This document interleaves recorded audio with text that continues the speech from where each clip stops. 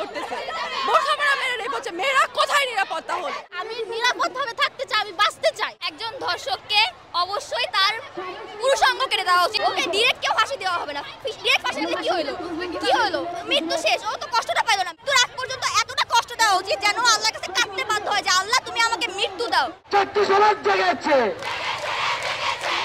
চরণ লেগেছে, রক্তে আগুন লেগেছে, রক্তের বন্যায় দেশের জলে অন্যায়।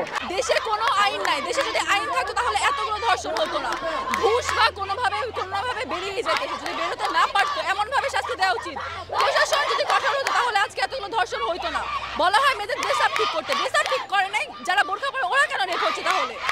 অথচ যখন রেপ করা হয় তখন আশেপাশের মানুষরাও তাকায় না। কেন ওরা তাকাবে না? সবাই রেপ হওয়ার সময় যদি অন্যরা আগায় আসতো রেপটা কি হইতো? কখনো হইতো না। আবার বলে বাসায় বসে থাকতে মেয়েদের। তাহলে একজন বাবা কেন তার মেয়েকে রেপ করতেছে? বাবাও এখন মেয়েদের রেপ করতেছে, বোরখা পরা মেয়েরা রেপ হচ্ছে। মেয়েরা কোথায় নিরাপত্তা হল? মেয়েরা কোনো জায়গায় নিরাপদ না। প্রশাসন যদি কঠোর হতো তাহলে আজকে আমাদের এখানে বসে থাকতে হইতো না। তারা যদি কঠোর হতো এমন শাস্তি দিত যার জন্য অন্যরা ভয় পাবে। অন্যরা যদি ভয় পাইতো তাহলে এগুলো অবশ্যই করতো না। প্রশাসন কঠোর না বলে আজকে ওরা এতটা শাস্তি পাচ্ছে, কারণ ওরা তো জানে রেপ একটা করবো, একটা মেয়ের লাইফ শেষ। আমার কি, আমি তো বের হইতে পারবো, আমার টাকা আছে। বাট যদি এমন শাস্তি দিত সবাই দর্শন সবাই দেখতো তাহলে কিন্তু এটা হইতো না। দৃষ্টান্তমূলক শাস্তি চাই আমরা। রাস্তার মধ্যে ঝুলাই রাখা হোক, ওদের হাত পা কেটে রাখা হোক, কোনো ফাঁসি হবে না। সাথে সাথে কিসের মৃত্যু?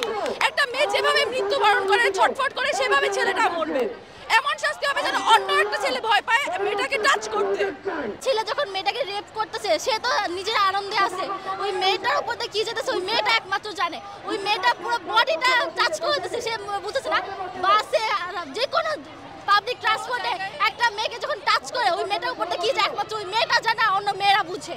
কারণ ধর্ষকের মাথায় এটা নাই যে মেয়েটা কি ফিল করছে। তাদের ঘরে মা বোন নাই, তা একটা মেয়ে যে জিনিসটা ফিল করছে তার সারা জীবন থাকবে।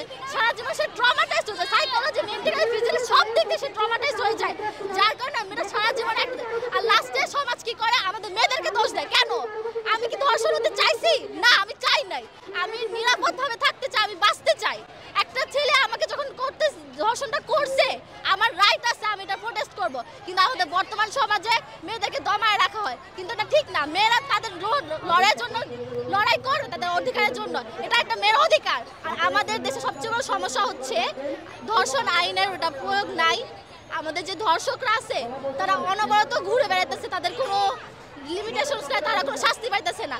যার কারণে জিনিসটা আজকে এই পর্যায়ে আসছে যে আমাদের রাস্তায় নামতে হয়েছে। নাহলে যদি প্রয়োগ থাকতো তাহলে আমাদের রাস্তায় নামতে হতো না।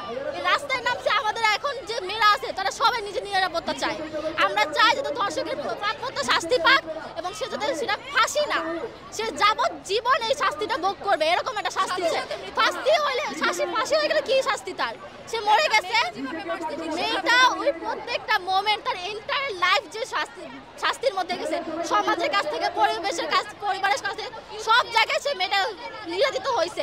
প্রত্যেকে মেয়েটাকে দোষারোপ দিচ্ছে। কেন? মেয়েটা কি দোষ? মেয়েটা কি চাইছিল?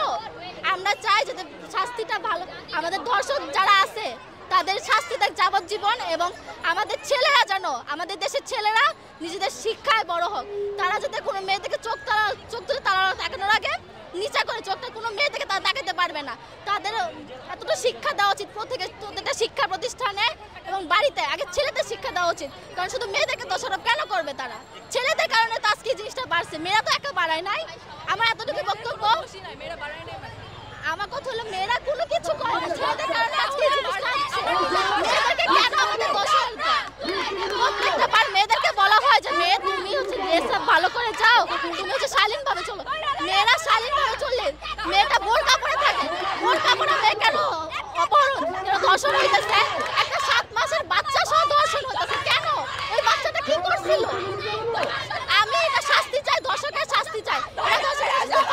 যাবজ্জীবনের শাস্তি চাই, সে সারা জীবন ভোগ করতে পারে। একজন ধর্ষককে অবশ্যই তার পুরুষাঙ্গ কেটে দেওয়া উচিত ফার্স্টে। দেন ও যেন, ওকে এতটা টর্চার করা হবে যেন ও আল্লাহর কাছে কান্না করতে বাধ্য হয় যে আল্লাহ আমার মৃত্যু দাও, আল্লাহ আমি মরতে চাই। ওকে শেষ শ্বাস পর্যন্ত যেন কান্না করতে বাধ্য হয় যে আল্লাহ আমাকে মৃত্যু দাও, যেন মৃত্যু ওর কাছে প্রিয় উপহার হয়ে যায় শেষ মুহূর্তে। ওকে না ডিরেক্ট মৃত্যু না, ওকে মরার আগ পর্যন্ত ওকে যতটা তার যতটা কষ্ট দেওয়া যায় ওকে সেটা দাও, দেওয়া উচিত। ও যতটা কষ্ট পাইতে পারে, একটা মেয়ে কিরকম ফিল করছে সেটা তো কখনো ফিল করতে পারবে না, তাই না? তো ওর অবশ্যই যেন আল্লাহর কাছে কাঁদতে বাধ্য হয়, আল্লাহ আমাকে মৃত্যু দাও, ও যেন এটা বলতে বাধ্য হয় আল্লাহর কাছে। যে মেয়েটা রেপ করা হয়েছে সেই মেয়েটা যে জিনিসগুলো এক্সপেরিয়েন্স করতেছে, যে মেয়েটা রেপ করা হয়েছে সেই মেয়েটা যে জিনিসগুলো এক্সপেরিয়েন্স করবে, ওই ছেলেটা বা ওই লোকটা বা ওই পুরুষটা যে ওই কষ্টগুলো যেন এক্সপেরিয়েন্স করতে পারে, তারপর তাকে মৃত্যুদণ্ড দেওয়া উচিত। তার আগে তাকে মারা উচিত না, তাকে ওভাবে টর্চার করা উচিত না। তার আগে ওর উপরে টর্চার করে তারপর তাকে মৃত্যুদণ্ড দেওয়া উচিত। তার পারমিশন ছাড়া তাকে রেপ করা হয়েছে, এটা কখনো এক্সপেরিয়েন্স করতে পারবে না। তো ওকে অবশ্যই ওর পুরুষ অঙ্গ কেটে দেওয়া উচিত মেইন, ওকে ওর পুরুষ অঙ্গ কাটা উচিত, এটা ফার্স্ট অফ অল। দেন ওকে মৃত্যুর আগ পর্যন্ত এতটা কষ্ট দেওয়া উচিত যেন আল্লাহর কাছে কাঁদতে বাধ্য হয় যে আল্লাহ তুমি আমাকে মৃত্যু দাও। আর ও যেন ওই রিগ্রেটে মরে যায়, এটা এটা এটা এটা হওয়া উচিত সর্বোচ্চ শাস্তি। ওকে ডিরেক্ট কেউ ফাঁসি দেওয়া হবে না, ডিরেক্ট ফাঁসি দিলে কি হলো, কি হলো, মৃত্যু শেষ। ও তো কষ্টটা পাইলো না, মেয়েটা যে ভোগ করছে, মেয়েটা যে কষ্ট পাইছে যে আমার পারমিশন ছাড়া একটা